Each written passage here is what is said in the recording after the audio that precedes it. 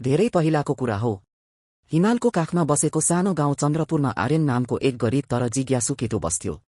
ऊ सबै पुराना कथा र जादुका कुरा सुन्न मन पराउँथ्यो। एक दिन जंगलमा दाउरा खोज्दै गर्दा उसले एउटा पुरानो गुफा भेट्टायो। गुफाभित्र माटोले ढाकिएको एउटा पुरानो दियो थियो। आर्यनले दियो सफा गरेर घस्रायो। अचानक धुवाँ निस्कियो र एउटा जादुगर प्रकट भयो।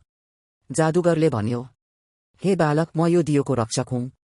तिमीले 3वटा इच्छा माग्न सक्छौ, तर सम्झनु इच्छा स्वार्थी भए परिणाम खतरनाक हुन सक्छ। आर्यनले धेरै सोचेर भन्यो, 1. मेरो गाउँमा कहिल्यै भोक नलागोस्। 2. सबै बालबालिकाले पढ्न पाउन्। 3. मानिसहरूबीच माया र शान्ति रहोस्। जादुगर मुस्कुरायो। तिमीले सही इच्छा माग्यौ भनेर दियोसँगै हरायो। त्यस दिनदेखि चन्द्रपुर गाउँ फस्टायो।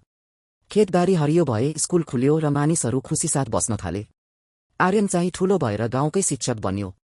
सिकाई, साँचो जादु स्वार्थमा होइन, अरूको भलाई सोच्नमा हुन्छ।